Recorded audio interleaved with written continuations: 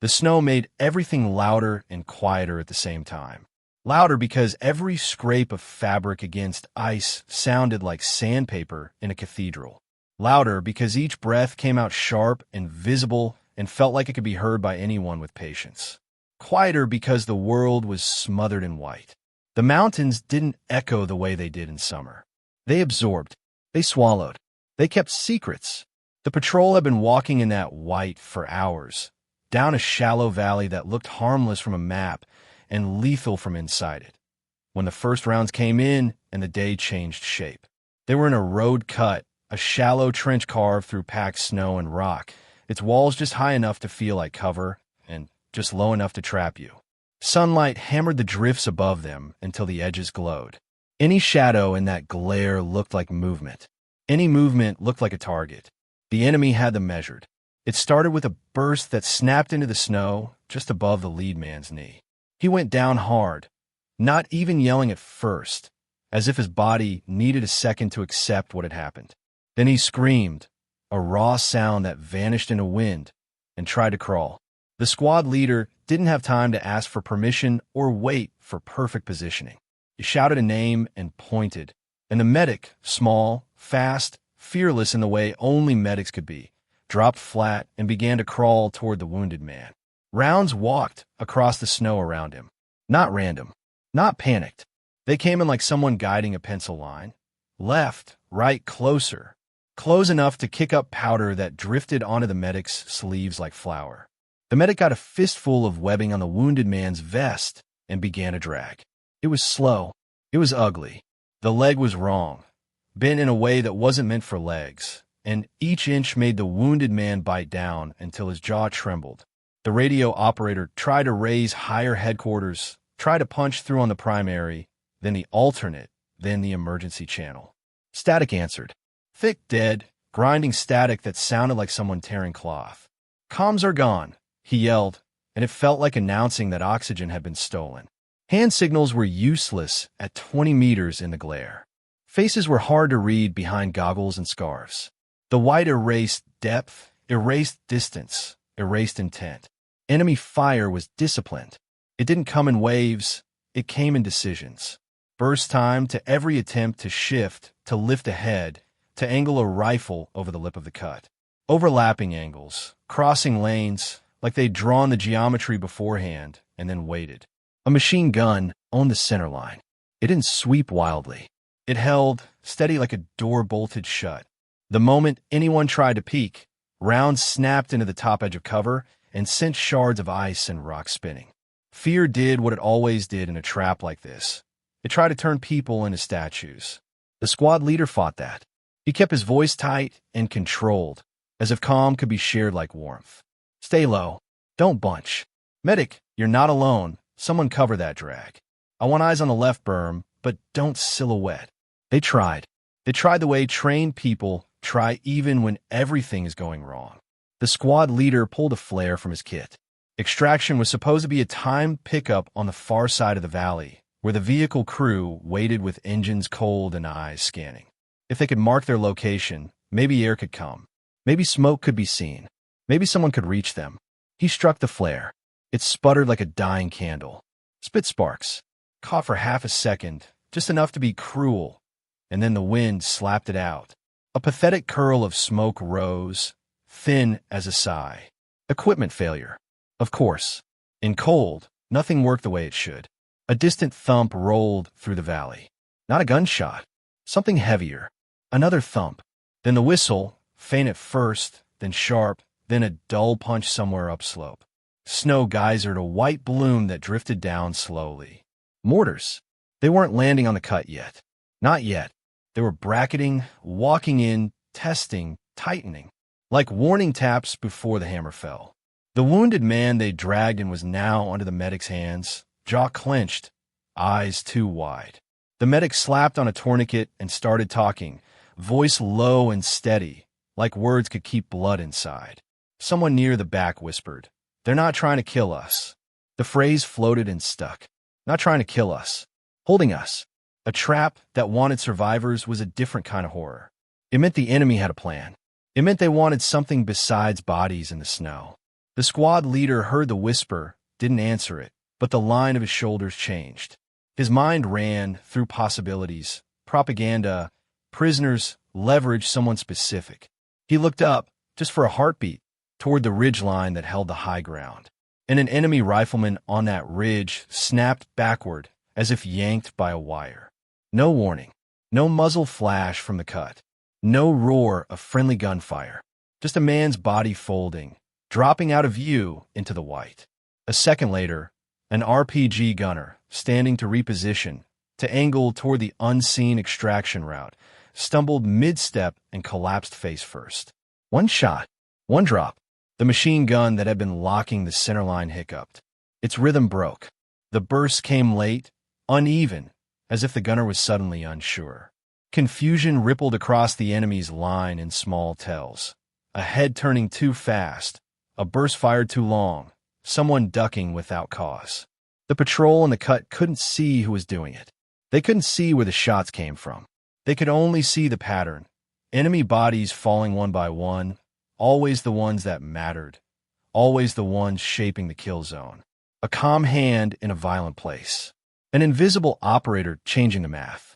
And the squad leader, blood on his gloves, static in his ear, realized that somewhere out there, in the bright snow, someone had decided they were not going to die here.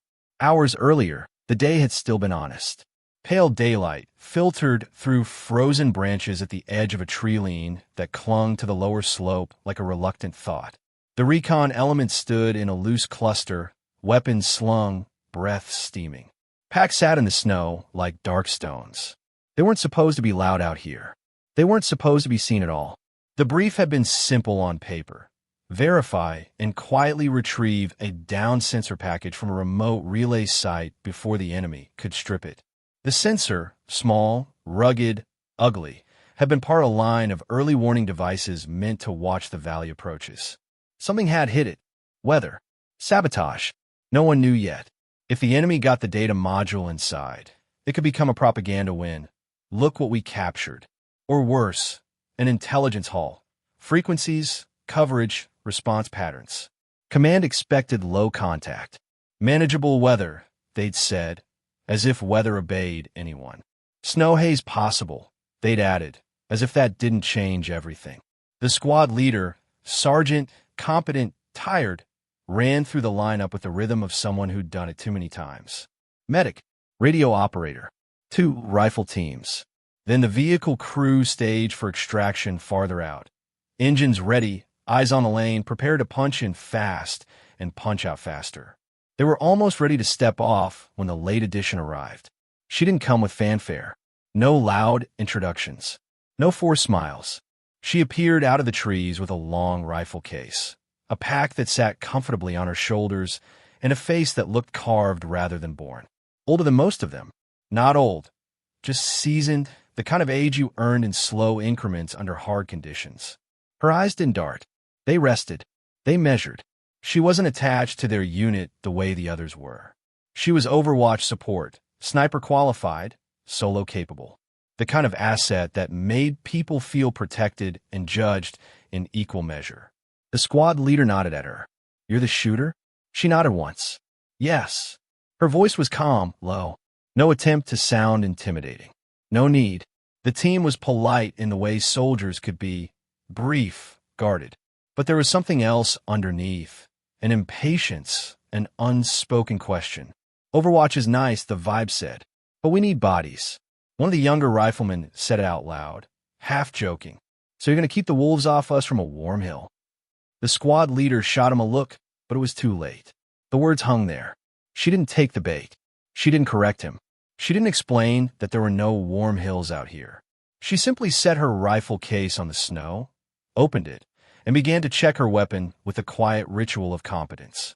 She counted magazines, touched each one like it was a promise, checked her optic, wiped the glass, pressed her thumb to the adjustment knobs, tested her sling, the stitching, the buckle, pulled out a small card, and began to mark something with a pencil. Range card, wind, terrain. While the others talked, she listened to the mountain. Wind scoured patterns across the slope like invisible fingers. leaving ripples that told you direction and strength if you knew how to read them. Sound carried differently over crusted snow, sharp when the wind died, muffled when it rose. A ridge line to the north owned every approach, the kind of high ground that turned a valley into a bowl. The radio operator, trying to keep his spirits up, said, "We've had interference all morning. Satlink's been moody." The squad leader shrugged. "Weather." She looked up. Her eyes didn't accuse. They simply noted. "Not weather," she said. The radio operator blinked. "What?" "Interference comes and goes with terrain masking," she replied. "This is persistent. Patterned. Someone's pushing noise." The squad leader didn't argue, but he didn't lean into it either. Timing windows mattered.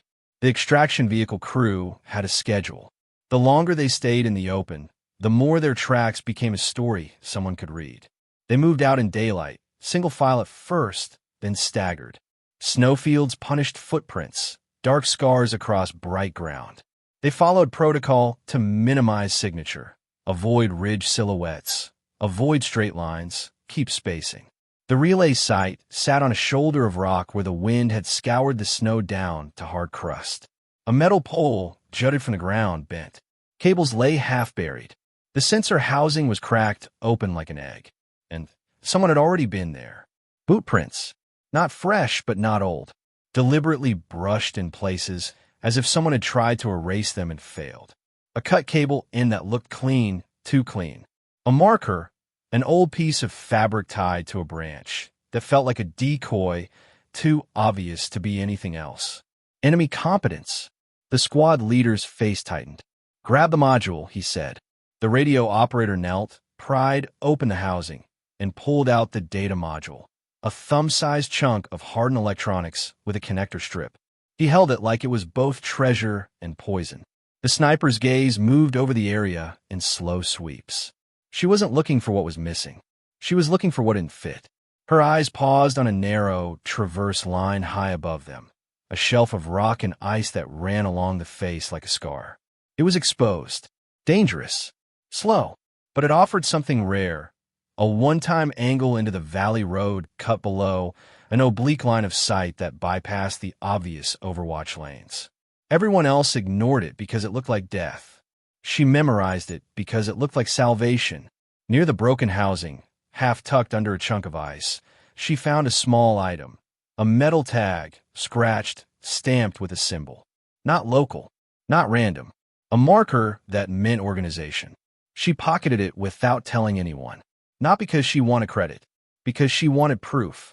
The squad leader glanced at the sky, still pale, still calm, but the wind was shifting. "We're out," he said. "Now." She took one more look up slope. 2 minutes, she said. "I want to check that ridge." "No," the squad leader replied, firm. "We're already behind the clock." She nodded once, accepting, but her eyes lingered on that traverse line as if she were filing it away under something heavier than interest. They started back the way they'd come, tracks cutting the snow like a confession. And somewhere above them, the mountain watched. The return route forced them through a shallow valley funnel. Snow berms rose on either side, packed and lumpy. Sparse rocks poked through like knuckles. The road, cut ahead, looked like shelter from a distance and a coffin up close. The first contact was surgical. A controlled burst didn't hit the radio operator's body. It hit his antenna pack. The whip snapped. The pack jolted like it had been punched. He spun, stumbled, and fell hard. The radio went dead in a way that felt final. "Radio's down," he yelled, voice sharp with disbelief. The squad leader didn't waste breath on questions. He moved them into the cut because there was nowhere else that offered even shallow cover. He hated it the moment he did it, but the enemy had shaped the terrain and timing so perfectly that the patrol was herded like cattle. They hit the cut and went prone. Rifles angled. Heads low. Enemy fire came from both sides.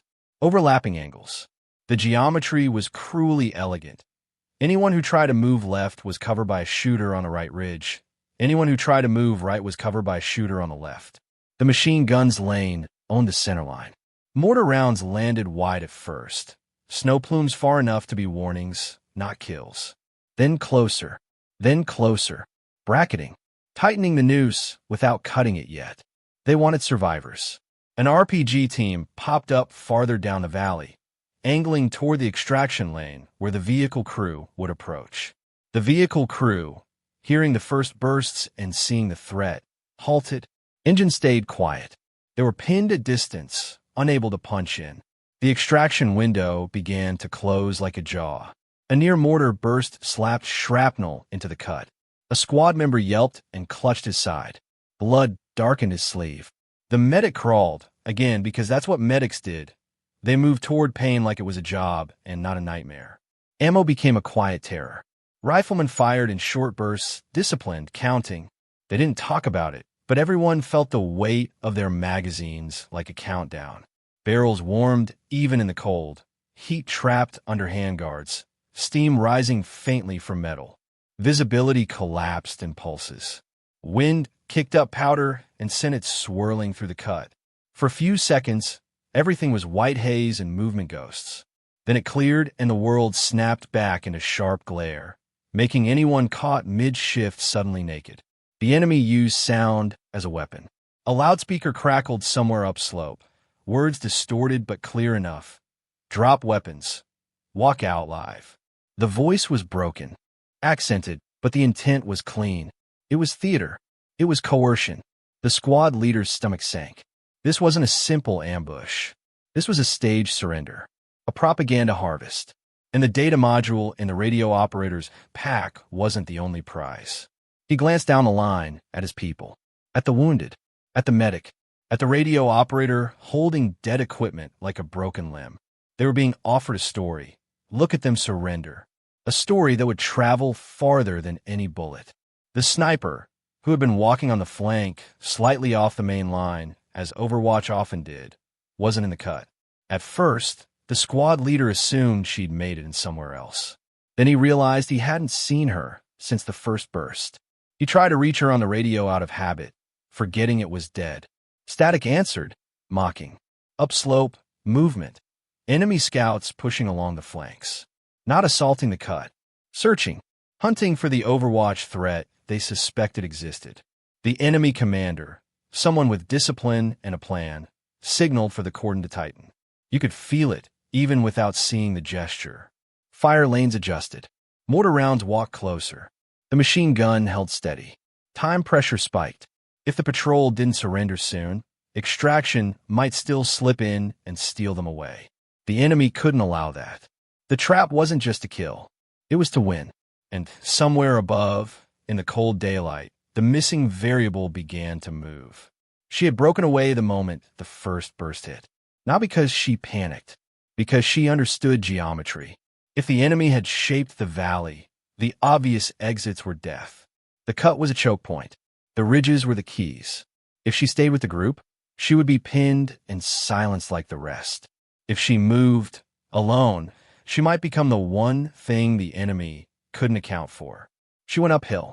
The snow crust up there could betray you with a crack that traveled. She moved with the patience of someone who respected sound. Step. Pause. Let the wind breathe. Step again.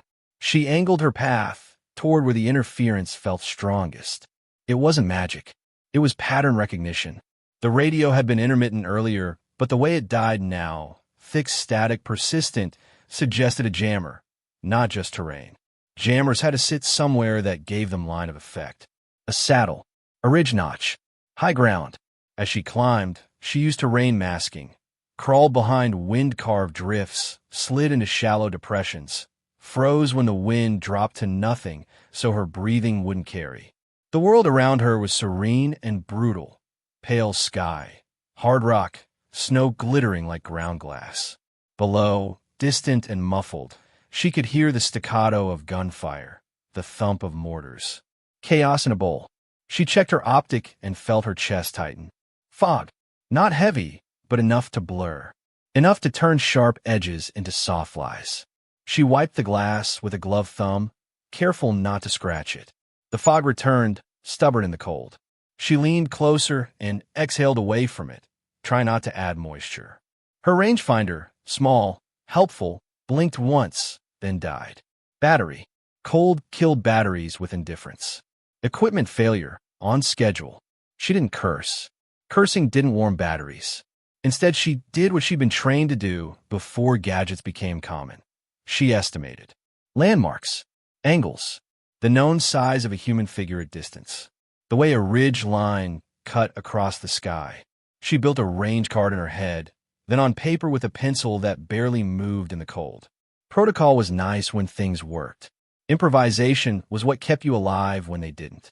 She spotted enemy radio runners moving between positions, men carrying small packs, heads down, moving with purpose. Not random fighters, not undisciplined. Command and control flow. This was coordinated. This was a capture op. She crested a small rise and saw the saddle. There, tucked behind a low rock wall, were two men working with equipment. One held a handset. Another leaned over a box with an antenna array, wires stiff in the cold. The jammer.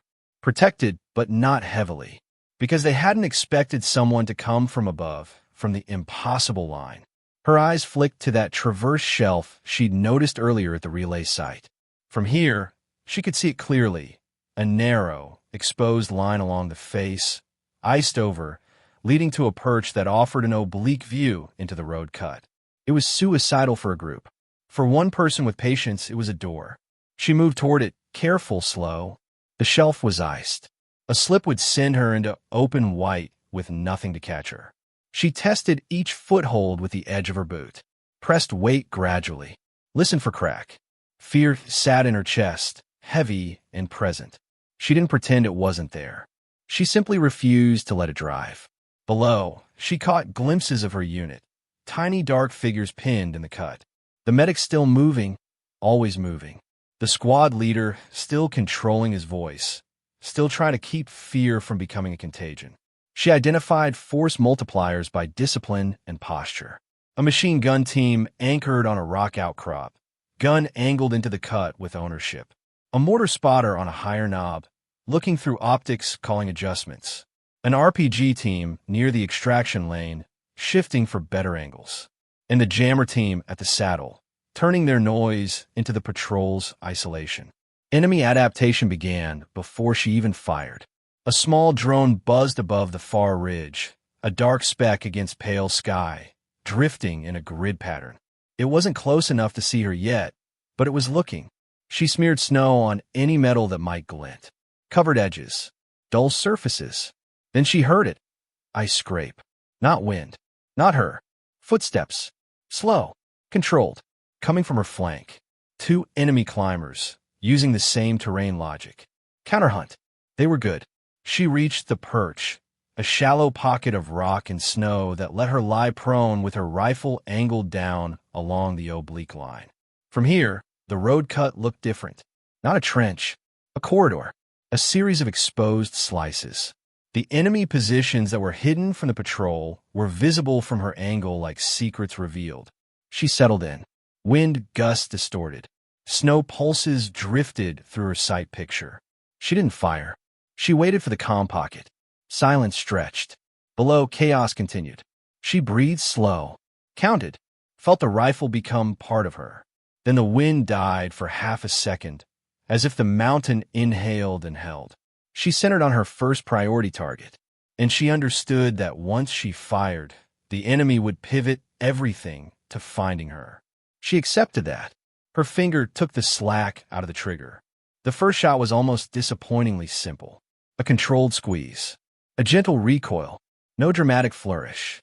Down on the ridgeline, the enemy marksman, the one overwatching the cut with patience, jerked backward and disappeared behind rock. Precision suppression vanished from the enemy's toolkit in an instant. The second shot came faster. A radio runner, mid-stride, turning his head to listen to something in his earpiece. He folded and hit the snow hard, pack bouncing, the line of communication severed. The third shot was for the RPG team, threatening the extraction lane. The gunner had risen, lifting the tube to shoulder, angling toward where the vehicle crew would have to approach. The bullet caught him high, and the tube dropped from his hands like a drop tool. Force multipliers first, not for cruelty, for math. Each removal made everything below just a little less impossible. She didn't fire at the men huddled low, firing rifles. Rifles were dangerous, but they were common. They didn't shape the field like machine guns, mortars, and jammers did. She watched the road cut. She saw the squad leader flinch at the sudden lull in accurate fire. He didn't know why the rhythm changed. He only knew it did. The medic took advantage of that lull without thinking. He pulled the wounded man another foot into deeper cover. Fear and function braided into action. She shifted to the machine gun crew. They were still firing, but less confidently now.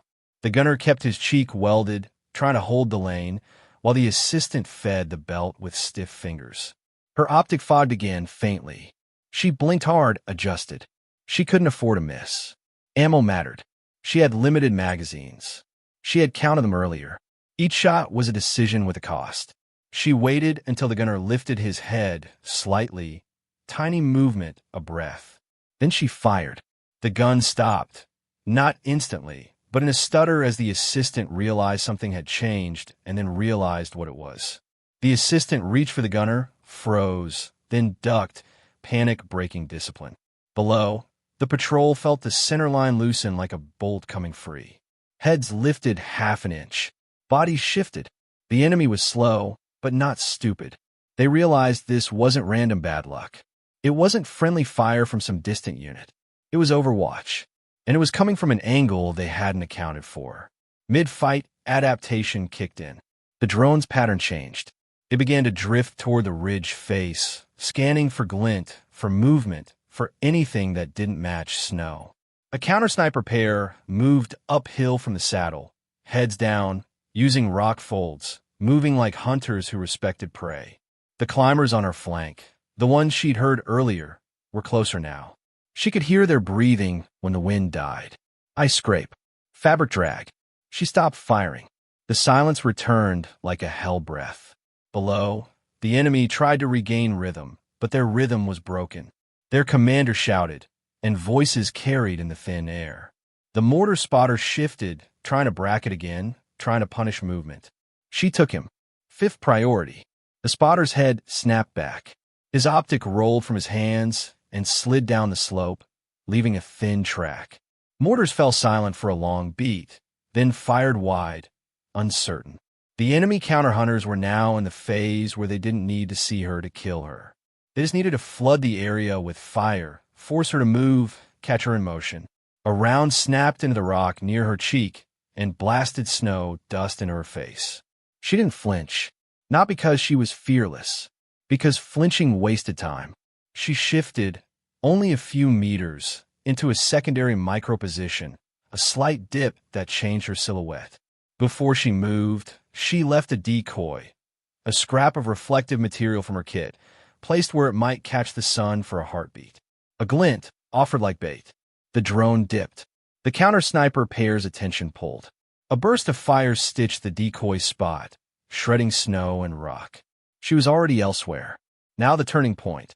She angled her rifle toward the saddle, the nerve center. A figure stood there, higher than the rest, gesturing sharply, issuing commands. Not wearing rank insignia, but carrying authority the way some men carried knives. Beside him, the jammer rig, antenna pointed like a finger accusing the sky. She steadied. Wind threatened, then eased. She fired. The figure dropped mid-gesture, as if someone had cut his strings. Instant effect, the enemy's cohesion fractured. Without the commander's immediate presence, and with their comms already disrupted, squads began to hesitate. Some fired blindly. Some stopped. The machine gun lane never fully recovered. She swung to the jammer operator. He bent over the box, frantic, trying to adjust, trying to bring the noise back. She waited until his body aligned cleanly away from any nearby non-combatant shapes. Then she fired. The operator collapsed onto the rig. The antenna sagged. The electronic howl in the radio spectrum didn't stop entirely.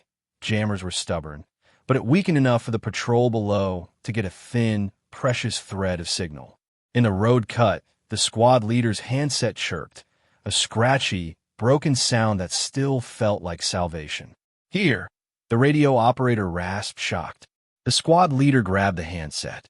"Say again." A voice cracked through, faint but real, vehicle crew, holding a distance, asking for guidance, asking if it was safe to approach. The squad leader didn't waste time on poetry. We're moving.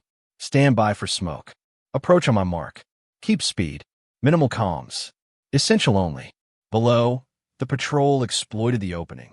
They tossed smoke, dark against white, and used the snow haze as cover. Bounding in short, practice leaped from one fold in terrain to the next. The medic moved wounded first, dragging and lifting with help. The squad leader covered, then moved, then covered again. Enemy fighters tried to adapt again. A heavier weapon, crew served, dragged into position, began to set up on a flank to cut off the withdrawal lane. The gunner struggled with stiff fingers, trying to seat a belt. She took him before the first burst could fire. Then a moral line appeared. A man stumbled into view near the saddle, hands bound, a local forced to guide, shoved forward like a shield. An enemy fighter moved behind him, using him as cover. Her finger hovered. A shot was possible. A bad shot was catastrophic. Fear surged. Fear of missing, fear of hitting the wrong body, fear of becoming the thing she refused to become.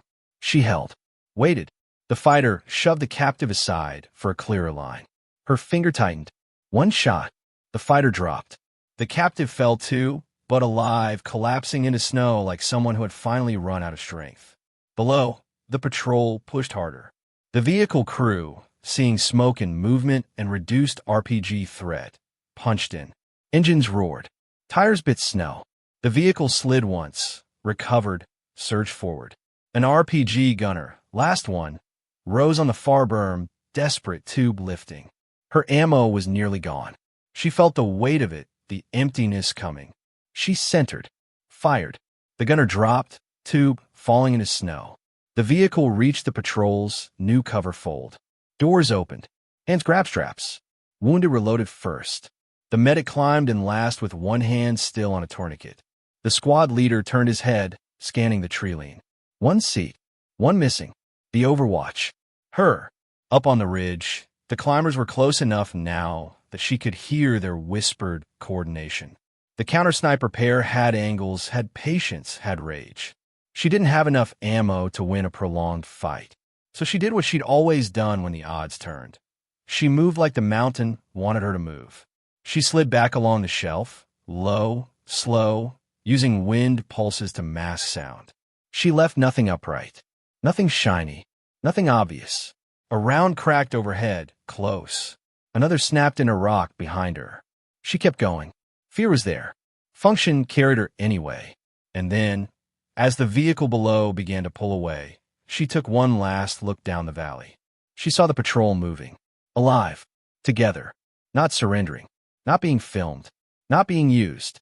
And she turned her body toward the tree line, toward extraction, toward the last stretch of open snow. Rotor wash, or engine churn, depending on which part of the valley you looked at, whipped powder into a white curtain. The world became a storm of its own making. Snow lifted and spun, making shapes that vanished as soon as you tried to focus on them. Men shouted into the roar. Hands signaled inches from faces. Inside the vehicle, bodies pressed together. The wounded man's leg was splinted now, wrapped, ugly, but contained. The shrapnel-hit rifleman was pale, teeth clenched, but breathing. The squad leader counted heads again. One seat was empty. His throat tightened.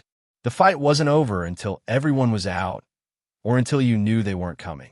The medic looked at him, reading the count without needing words. She's not here. The squad leader grabbed the radio. Signal still thin, but present. Overwatch, respond. Static. Then a faint click. Then nothing. Outside, the snow haze shifted and cleared in a pulse, and the ridge line appeared, a hard line against pale sky. A distant shot echoed. Then silence. A shadow moved at the edge of the tree line, slow, controlled, like someone conserving their last strength. She emerged, rifle slung, pack heavy, posture steady but not untouched. Her gloves were darkened with blood, not from a wound deep enough to slow her. Scrapes, torn skin, the price of rock and ice. Her hands looked like they had argued with the mountain and lost, but kept going anyway. The vehicle door opened. The squad leader leaned out, arm extended. She climbed in without ceremony. No triumphant grin. No nod of "I told you so." Just breath, and the faintest tremor in her shoulders that she crushed down like a reflex. The vehicle pulled away, tires biting, engine howling. Behind them, the valley swallowed the sound. The debrief began before the engine even stopped. Higher command wanted answers. How did a patrol walk into a shaped kill zone and come out alive?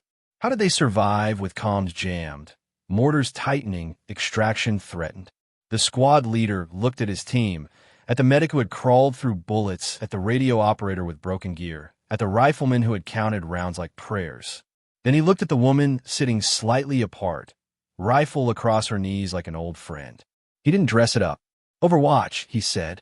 The word carried reverence now, not dismissal. She reached into her pocket and produced the small metal tag she'd taken from the relay site. It was scratched, stamped with a symbol that wasn't local. Along with it, she produced a thin strip of coded material, something that had been tucked into the broken housing like a message left for someone who knew to look. Proof, not rumor, not myth. The enemy had set bait at the relay site. Decoy marker, brush prints, cut cable designed to look like sabotage. They'd positioned a jammer at the saddle to cut coordination and force a surrender. They'd shaped the valley approach to funnel the patrol into the road cut, then used loud coercion to stage the capture. Why? Because they wanted the data module?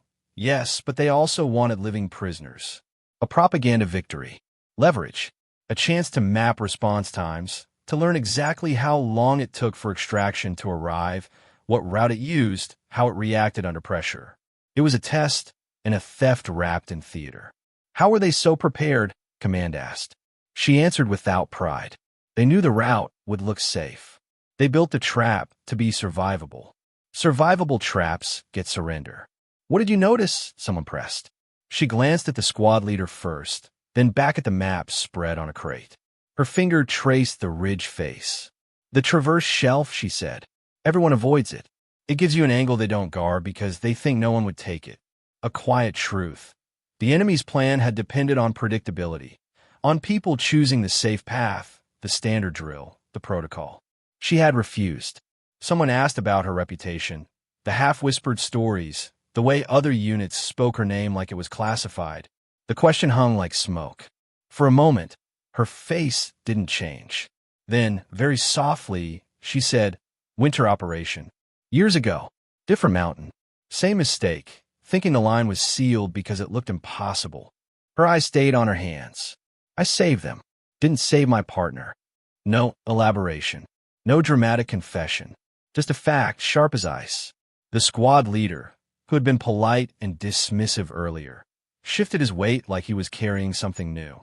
He didn't apologize with words. Soldiers rarely did. He corrected the story with action. In the official report, he credited her by role and deed, not by myth. He didn't make her a ghost. He made her part of us, because belonging wasn't given in speeches. It was given in records, in respect, in the way people said your name when you weren't in the room.